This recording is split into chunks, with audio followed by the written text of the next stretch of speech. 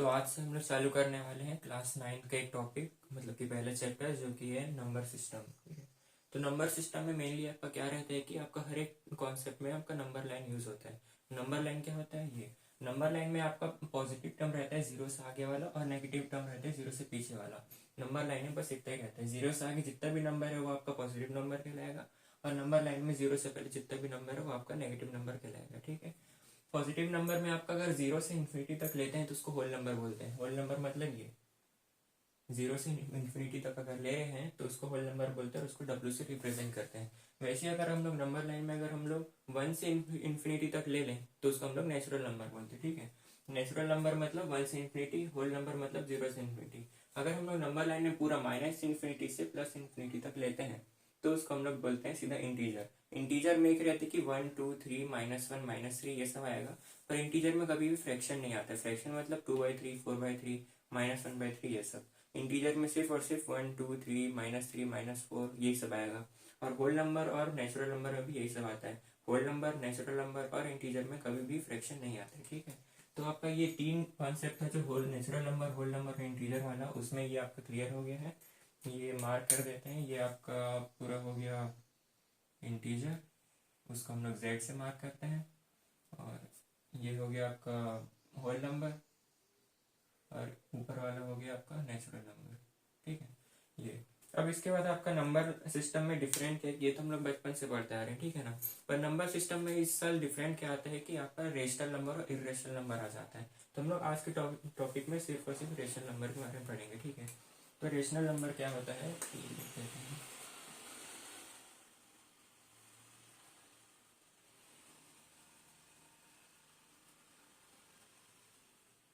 Rational number कोई भी ऐसा नंबर रहता है, कोई भी फ्रैक्शन या कोई सा भी नंबर रहता है जिसको हम लोग p/q के फॉर्म में लिख सकते हैं।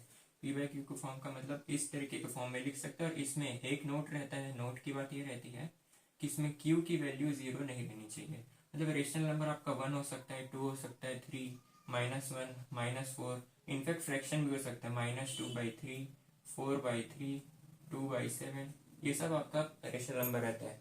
बस एक नोट ये रहना चाहिए कि इसमें जो नीचे वाला पार्ट है ये आपका जीरो कभी नहीं होना चाहिए। इसके नीचे देखिए कुछ कुछ नहीं, मतलब कि 1 है तो ये जीरो नहीं होना चाहिए। अगर कोई नंबर आपको दिया है -4/0 या 2/0 या -1/0 तो ये आपका रेशनल नंबर नहीं कहलाएगा। रेशनल नंबर हमेशा वही होता है जिसको p/q के फॉर्म पे लिख सकते हैं और उसमें q कभी जीरो नहीं होता है। ठीक है, तो रेशनल नंबर इतना रहता है आपका।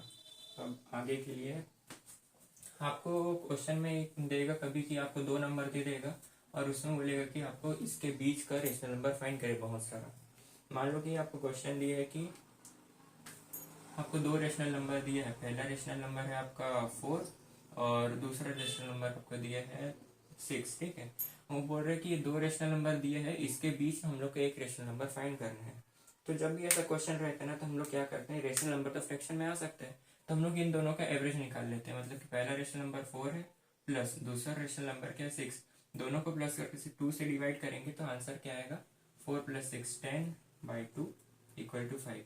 मतलब इन दोनों के बीच एक नंबर निकल गया 5, तो ये आपका एक रेशनल नंबर हो गया। तब इसको कैसे लिख सकते हैं 4 5 6, ये एक रेशनल नंबर आपका ये निकल गया। ठीक है, क्योंकि जब भी हम लोग एवरेज लेके डिवाइड करते हैं तो नीचे कभी भी जीरो नहीं आता है। ठीक है, तो मान लो कि अगर इसी क्वेश्चन बोलता है कि हम लोग को 3 रेशनल नंबर चाहिए। ठीक है, तो इसमें क्या करते हैं, पहले तो एक बार डिवाइड कर लेंगे तो 2 आ गया। अब इसके बाद इन दोनों का एवरेज लेंगे, 4 + 5/2 तो ये 9/2, तो ये आ गया 4.5, एक रेशनल नंबर।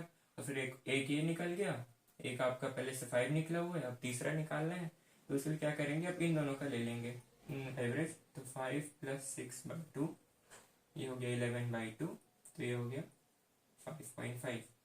तो ये 1 2 और 3 रेशनल नंबर आ गया। तब इसको लिखना होगा तो आप इसको ऐसे लिख सकते हैं आंसर में कि the 3 rational number that we have to find are 5 4.5 और 5.5।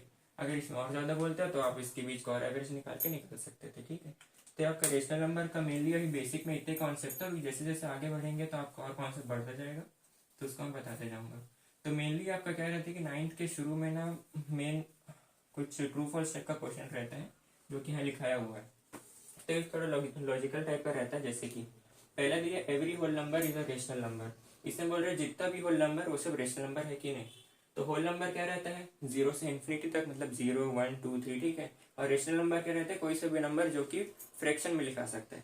तो रेशनल नंबर हमारा क्या होगा, 1/2, 2/2 ऐसा, ठीक है ना। और होल नंबर क्या होगा, 0 से इन्फिनिटी, मतलब 0 1 2 3 4। अब ये सब होल नंबर है, इसको हम लोग सबको क्या लिख सकते हैं, बाई वन करके लिख सकते हैं ना फ्रैक्शन में। मतलब ये जितना भी होल नंबर है सबका सब फ्रैक्शन में लिखा जा रहा है। अब सबका सब फ्रैक्शन में लिखा रहा है मतलब हम सबको रेशनल नंबर बोल सकते हैं। मतलब कि ये जो सेंटेंस दिया हुआ है, every whole number is a rational number, ये हमारा ट्रू है, ठीक है। हर होल नंबर रेशनल नंबर रहेगा। अब अगला पूछ रहा है every integer is a rational number और नॉट।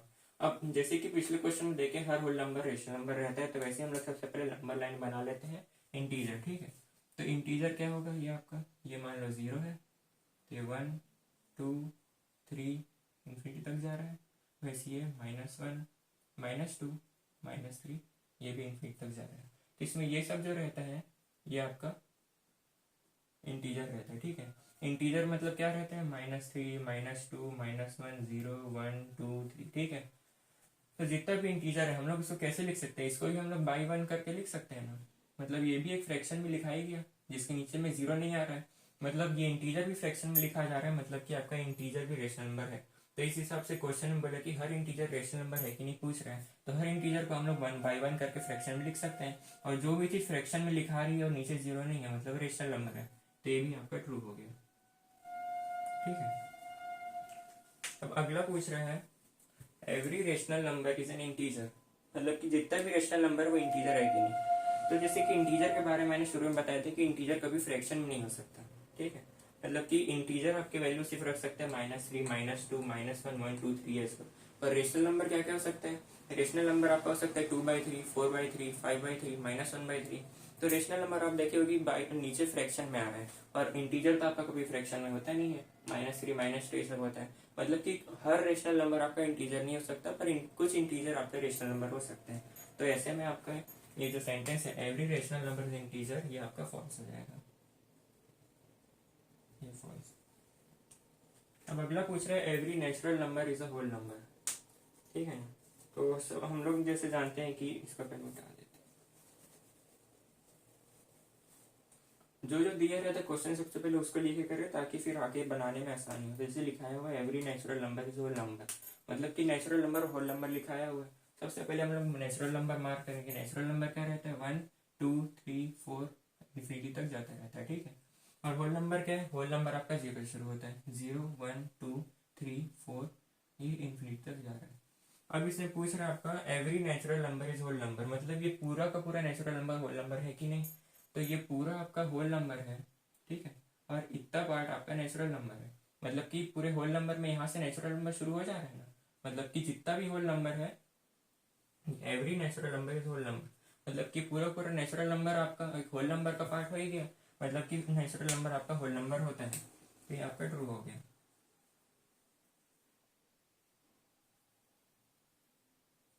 ठीक है।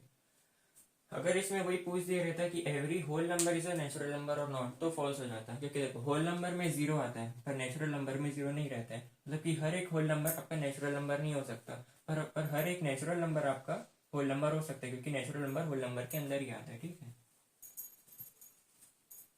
अब अगला पूछ रहा है every integer is a whole number. अब इंटीजर और होल नंबर पूछ दिए तो लोग इंटीजर और होल नंबर मार्क कर देते हैं। इंटीजर हो गया आपका -इन्फिनिटी से -3 -2 -1 0 1 2 3, ठीक है।